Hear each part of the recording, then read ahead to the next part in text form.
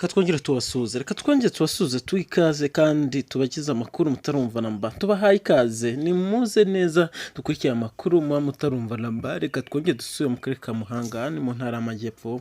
Abanyeshuri bari bagiye mu marushanwa, aho bari bagiye mu marushanwa asanzwe akogwa n'abanyeshuri mu buzima busanzwe, aho bakoze impanuka idasanzwe yongeye gukubita bari abanyeshuri bigaga kuri se Sylvain hariya mu karere ka Muhanga. Abanyeshuri benshi bakoze impanuka, abanyeshuri benshi barakomeretse. Ibyo bimeze bite, byifashe bite, bihagaze bite? Kayitare Jacqueline hari icyo yabivuzeho, reka twongere tubabwira. Abanyeshuri 15 ba TSS Sylvain bakoze impanuka Muhanga. Abanyeshuri biga mu ishuri ry'imyuga n'ubumenyingiro rya TSS Sylvain bari bagiye mu marushanwa y'imikino ihuza ibigo, bakoze impanuka. Imodoka barimo yihiritse, umwe akuba akuka amenyo, aho umuyobozi w'akarere ka Muhanga Kayitare Jacqueline avuga ko aba banyeshuri biga muri Sylvain, ishuri riherereye mu murenge wa Kibangu mu karere ka Muhanga, bageze mu nzira bakora impanuka hakomereka 15.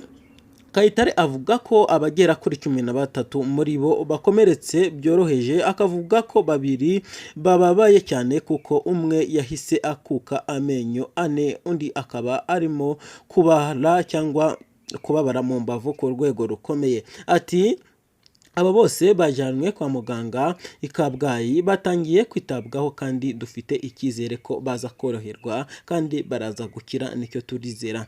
Meya Kayitare avuga ko umwe mu barimu bahigisha wari kumwe n'abo banyeshuri arimo kubabara ijosi, ariko nawe arimo gukurikiranwa n'abaganga nk'uko bisanzwe bakurikiranwa abantu bahuye n'impanuka uko bisanzwe. Yavuze ko umuyobozi w'ishuri na shoferi wari utwaye abagize amahirwe ntibakomeretse bikabije. Impanuka aba banyeshuri bakoze yabereye mu murenge wa Rugendabari, umurenge uhana imbibi n'uwa Kibangu.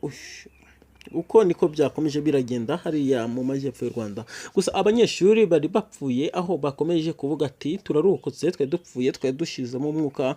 Aho itangazamakuru ryagerageje kubaganiza, cyangwa itangazamakuru ryacu nyine muri rusange bagerageje kubabwira ati ibintu byatubayeho wagira ngo twe twabipanze cyangwa se byari byapanzwe na Sekibi muri make. Aho bavuze ati bamwe bagerageje kubazwa, nyine bagerageje kuvuga ko bagerageje kugira ikintu cy'ubwoba bageze mu nzira. Ati shoferi yagendaga, nge ku bwanjye nkumva namubwira ati rekera cyangwa cyo buhagaze, ati ikizakubaho urakimenya. Ubwo ni umwe mu banyeshuri bagerageje kuvugana n'itangazamakuru ryacu. Ati nge ibyabaye wagira ngo ni ibintu narose cyangwa se ni ibintu byari birambaho, kuko twageze mu muhanda rwagati nshaka kubwira ngo shoferi hagarara, shoferi genda gake, shoferi ndumva afite ubwoba cyane cyane ko ari ibintu niyumvagamo, ni ibintu numvaga ko birambaho. Ari ibyo byose birabaye, gusa nawe isize mu buzima, ariko abakomereka barakomeretse cyane, abakutse amenyo, abahungabanye ku rwego rw'umutima cyangwa se urwego rw'umubiri runaka, abababara ijosi, abababara mu nda, abababara ibikanu, abababara imbavu. Ibyo byose ni ibyakomeje kuvugwa cyangwa ni ibyakomeje kuvugwa n'abanyeshuri bamwe na bamwe. Ati ibyambayeho narinzi ko biraba, gusa abandi bo ntago itangazamakuru ryakomeje kubavugisha, kuko urumva bari bababaye, bari bangiritse, bari bajyanwa kwa muganga umwe ku wundi, aho imodoka yari yabaye imbabura nawe urabibona ku ishusho, imbabura nyambabura, kuko ni imbabura yo gutekwaho. Aho ibintu byakomeje biba bibi hariya muri Muhanga mu majyepfo y'u Rwanda, hariya i Rugendabari ni mu Muhanga. Kayitare Jacqueline hari uko yakomeje abivuga, hari uko yakomeje abisobanura, hari n'inama yakomeje atanga. Kayitare Jacqueline nawe yakomeza avuga ati ni ibi bitubayeho, gusa ubusanzwe nyine umuntu najya agenda hajye yibaza ko ikintu runaka gishobora kumubaho umunsi ku munsi. Ni mu majyepfo y'u Rwanda ibintu bibaye nabi. Ibi bibaye aho i Kigali hose impanuka zikomeje kugenda ziyongera umunsi ku munsi. Niko leta y'u Rwanda yo mu minsi yashize yari yakoze gahunda cyangwa cyangwa ivugurura aho imodoka zitwara abanyeshuri zagiye zigendwa zihindurwa, izi yashaje ikavanwa mu muhanda hashyirwaho n'umurongo ntarengwa w'uburyo ki abantu bazajya bagenda cyangwa imodoka zitwara abanyeshuri zizajya zigenda. Ni ya nkuru yakoze no ku mutima His Excellency Paul Kagame, aho abanyeshuri harimo abari abana batoya baguye mu mpanuka, ariko byakekwaga ko yaba ari imodoka yari yarashaje hano mu mujyi wa Kigali.